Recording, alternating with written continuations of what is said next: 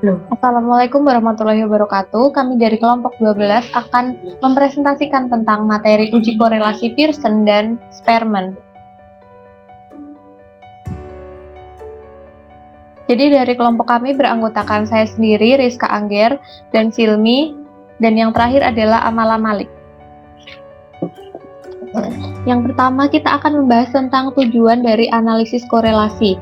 Tujuan analisis korelasi secara umum atau korelasi Pearson product moment maupun korelasi Rank-Spearman adalah yang pertama untuk melihat apakah hubungan tersebut signifikan atau tidak. Yang kedua, melihat tingkat kekuatan atau keeratan hubungan antara dua variabel. Yang terakhir adalah melihat arah atau jenis hubungan dari dua variabel. Korelasi Pearson. Korelasi Pearson termasuk dalam statistik parametrik. Korelasi Pearson ini digunakan untuk mengukur keeratan hubungan antara dua variabel yang datanya berbentuk data interval atau rasio.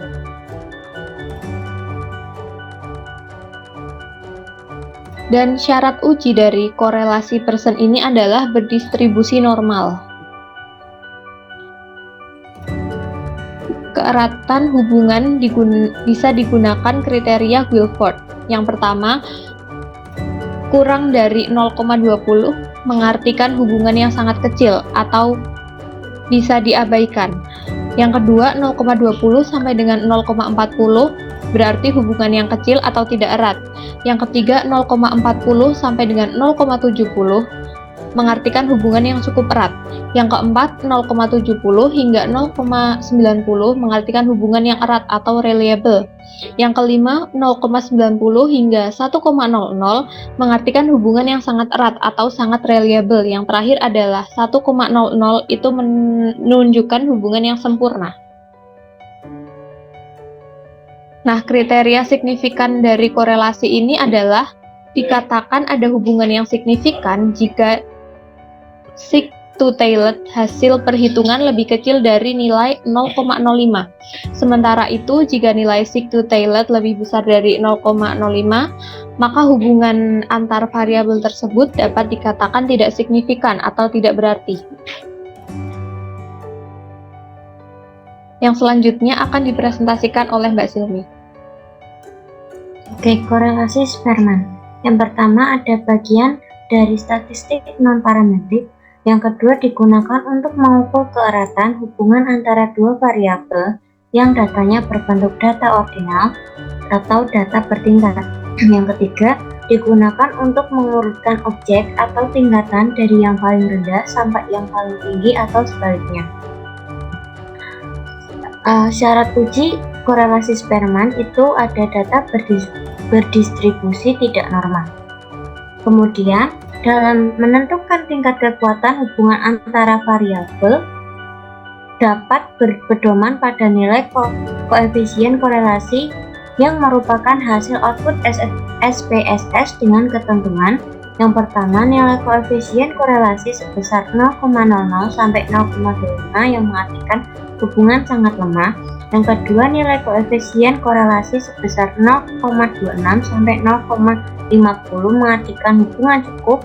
Yang ketiga, nilai koefisien korelasi sebesar 0,51 sampai 0,75 mengartikan hubungan kuat. Yang keempat, nilai koefisien korelasi sebesar 0,76 sampai 0,99 mengartikan hubungan sangat kuat. Yang kelima, nilai koefisien korelasi sebesar 1 mengartikan hubungan sempurna. Kemudian untuk kriteria signifikasi korelasi itu sendiri dikatakan ada hubungan yang signifikan jika nilai sig-to-tailed hasil perhitungan lebih kecil dari nilai 0,05.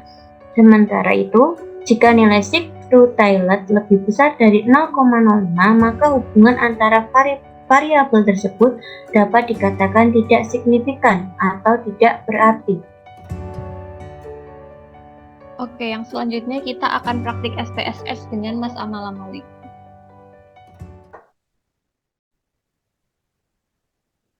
Oke, jadi teman-teman sekarang kita waktunya praktek. Oke, kita mulai dari uji korelasi Pearson dulu. Jadi di sini sudah terdapat data ya, data penelitian. Ini hanya sebagai contoh saja. yang berjudul hubungan antara motivasi terhadap prestasi siswa. Nah, kita akan uji korelasi Pearson dulu. Di sini terdapat 20 partisipan atau 20 data ya, butir, yang dimana motivasi sebagai variabel X atau variabel bebas dan prestasi itu sebagai variabel Y, variabel perikatnya. Oke, jadi oh ya teman-teman, sebelum karena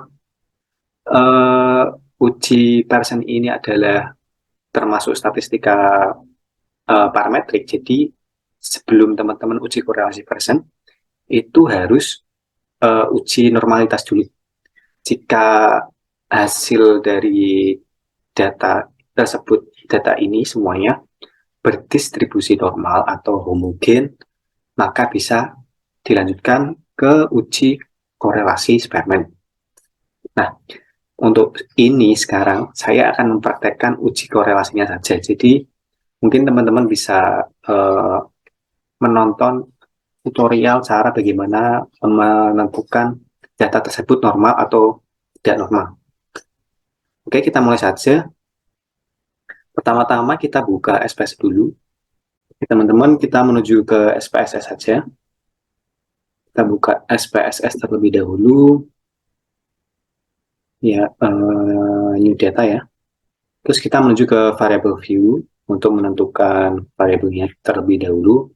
Tadi kan terdapat dua variabel, variabel X dan Y. Kita tulis saja variabel X dan Y. Nah, untuk type with decimal ini dibiarkan saja. Nah, untuk di label, tadi kita lihat X itu adalah motivasi ya teman-teman. Variabel motivasi, Y adalah prestasi. Nah, jika sudah menentukan variabelnya, kita menuju ke data view untuk penginputan data. Untuk penginputan data, kita menuju ke Excel lagi. Kita copy saja datanya semuanya ya. 1 sampai 20. Copy. Paste. Nah, jika penginputan data sudah selesai, kita bisa langsung analyze datanya saja. Cara untuk analyze datanya, kita menuju ke analyze ini ya kawan-kawan. Kita klik analyze, terus kita correlate, bivariate. Nah, variabelnya kita pindahkan ke kanan saja di kotak yang sebelah kanan ini ya. Bisa dengan cara diklik tanda panah ini, atau mungkin bisa digeser juga bisa seperti ini ya. Nah, tergantung kenyamanan teman-teman saja ya. Nah, kita uji Pearson. Jadi, yang di dalam kotak ini, yang kita centang adalah Pearson. Ini ya. Nah, setelah itu kita oke saja. Untuk tutel yang ini dibiarkan saja. Oke. Nah, output datanya sudah keluar. Setelah output data sudah keluar, kita bisa melakukan penarikan kesimpulan. Nah, cara baca datanya gimana? Nah, kita lihat ke materi presentasi dulu ya. Nah, untuk langkah-langkah pengambilan keputusan, kita melihat ke ini dulu. Nah, pertama, kita melihat dulu apakah terdapat hubungan antara dua variabel. Terus yang kedua, tingkat kekuatan kedua variabel tersebut. Yang ketiga, menentukan arah jenis hubungan dua variabel. Nah, untuk yang pertama, cara analisisnya adalah cara mencari hubungannya, kita lihat di output datanya ini. Ini kan terdapat sig to tail. Nah, di kolom ini yang saya panah ini ya, terdapat 0,165 yang dimana itu lebih besar dari 5%, yang artinya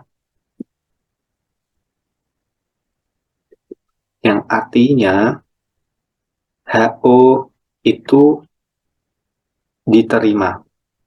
Ya, tadi kan kalau SIG itu lebih kecil daripada 5%, itu HO ditolak. Nah, di kasus ini yang kita sedang diskusikan ini, itu SIG lebih besar daripada 5%, berarti HO itu diterima, berarti tidak terdapat hubungan. Nah, untuk melihat keeratan datanya, keeratan variabelnya ya, kita bisa melihat di R atau person correlation-nya. Nah, di sini terdapat 0,323. Nah, cara menentukan keeratan datanya kita bisa lihat di rubriknya saja yang sudah disampaikan di materi tadi. Nah, tadi kan terdapat 0,323 ya. Jadi di antara range ini 0,20 sampai 0,40. Berarti hubungannya kecil atau tidak erat. Nah, selanjutnya yang ketiga itu melihat arah variabelnya. Cara melihat arah variabelnya, kita lihat data ini saja yang di kanan ini, apakah angkanya itu positif atau negatif. Jika negatif berarti arah variabelnya itu negatif, jika positif itu arah variabelnya adalah positif. Gitu saja teman-teman. Nah, jadi kesimpulan kita bisa simpulkan bahwa tidak terdapat hubungan yang signifikan antara motivasi terhadap prestasi siswa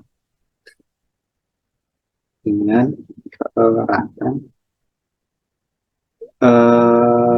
tadi apa ya? Keeratnya dengan hubungan yang tidak erat ya. Dengan hubungan yang tidak erat. Nah, ini saja teman-teman. Ya, jadi sudah ya ini menarikan kesimpulannya untuk uji Pearson. Kita lanjut ke uji Spearman untuk non parametriknya.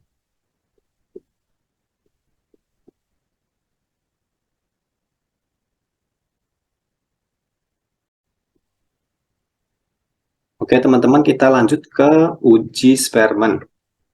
Nah, Spearman ini sendiri distribusi angkanya itu tidak normal. Jadi sebelum teman-teman uji korelasi Spearman, teman-teman harus uji normalitas seperti yang di versi tadi. Jika datanya itu berdistribusi tidak normal, maka teman-teman bisa uji memakai uji korelasi Spearman. Nah, di sini sudah terdapat data ya, contoh data seperti ini dengan judul hubungan antara tingkat pengetahuan terhadap perilaku siswa. Ya, jadi kita terdapat data seperti ini, pengetahuan sebagai variabel X. Saya tuliskan saja, ya tidak bingung. X dan perilaku adalah variabel Y. Nah, kita menuju ke analisis saja. Oh iya, sebelum itu kita buat hipotesis 0 dulu ya. Nah, hipotesis 0-nya ini tidak terdapat hubungan yang signifikan antara tingkat pengetahuan terhadap perilaku siswa. Oke, kita menuju ke analisis datanya. Baik, kita langsung menuju ke analisis SPSS-nya saja. Jadi kita buat lembar baru ya di SPSS. Ya, kita klik file, new data. Nah, ini sudah terbuka lembar baru ya. Caranya kurang lebih seperti yang tadi ya. Kita tentukan dulu variabelnya. Tadi ada variabel X sama Y. Untuk variabel X, tadi untuk variabel X itu adalah pengetahuan, variabel Y adalah perilaku. Jadi kita tuliskan saja pengetahuan perilaku. Nah, untuk type with decimal, kita biarkan saja tadi ya. Nah, setelah itu kita menuju ke data view. Nah, kita menuju ke tahap penginputan data. Nah, seperti tadi, menuju ke Excel saja. Terus kita copy datanya. Seperti ini. Kita paste. Kita menuju ke analyze. Ya, sama yang seperti tadi. Correlate. Bivariate. Kita pindahkan variabelnya ke kolom yang kanan. Seperti ini. Nah, bedanya di sini kawan-kawan. Tadi kan analisis korelasi persen. Yang dicetak adalah persennya. Nah, untuk sekarang ada Spearman. Spearman jadi yang kita centang adalah yang Spearman-nya. Persen kita nggak usah centang aja. Nah, setelah itu kita klik OK. Nah, sudah muncul ya kawan-kawan di bagian bawah ini. Ini ya, non-parametric correlation. Jadi, Spearman itu statistik non-parametrik. Ya. Jangan lupa untuk uji normalitas dulu sama homogenitas. Oke. Nah, untuk penarikan kesimpulannya, langkah-langkahnya juga sama seperti tadi yang persen. Kita lihat dulu di materi presentasi ya. Nah, langkah-langkahnya pertama melihat hubungan, ada hubungan atau tidak, melihat keeratan hubungan datanya, terus arah hubungan variabelnya.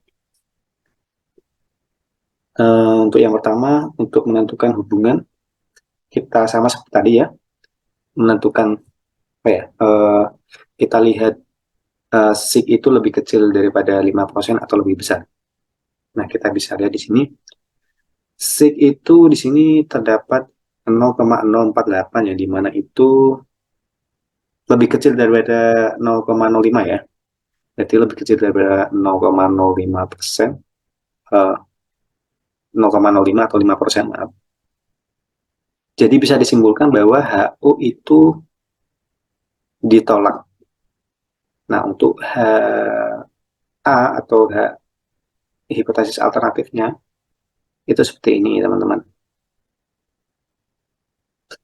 Nah, berarti H1-nya ini ya, terdapat hubungan yang signifikan antara tingkat pengetahuan terhadap perilaku siswa.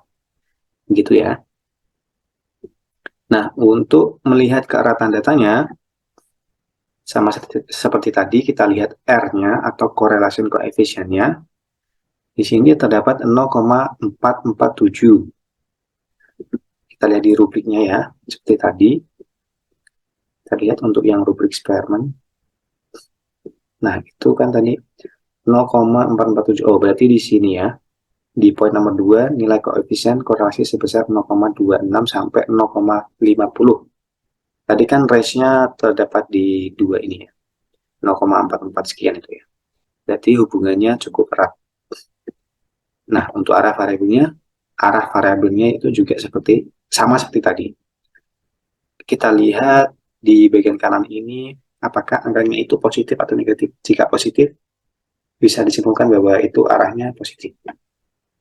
Nah, jika udah melalui langkah-langkah seperti tadi, 3 langkah seperti tadi, kita menuju ke penarikan kesimpulan. Untuk penarikan kesimpulannya seperti ini.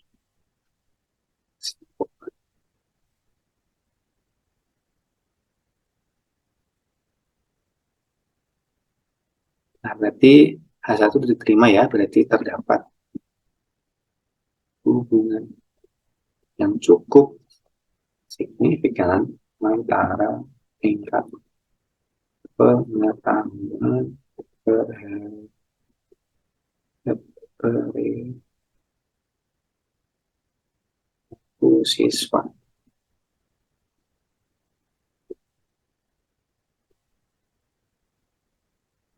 Nah, seperti ini ya, teman-teman. Mungkin kalau kecepatan bisa di pause dulu atau dipahami dulu ya. Maaf, ini agak cepat jelasinnya. Nah, kesimpulannya seperti ini ya, teman-teman. Terhadap hubungan yang cukup signifikan antara tingkat pengetahuan terhadap perilaku siswa. Nah, jika sudah semua itu ya, kita penginputan data, bukan deh, penentuan variabel dulu, penginputan data, analyze, terus membaca outputnya, terus kita menuju ke kesimpulannya. Itu ya, jadi itu langkah-langkahnya teman-teman. Ya, begitu saja untuk materi uji korelasi Spearman dan Pearson. Ya, kurang lebihnya gini ya teman-teman. Jadi mohon maaf kalau ada salah dalam penjelasan. Saya juga masih belajar. Kita belajar bareng. Jadi mohon maaf sebesar-besarnya jika ada salah kata atau ketidakjelasan dalam saya menjelaskan ya. Jadi mohon maaf dan terima kasih. Sekian.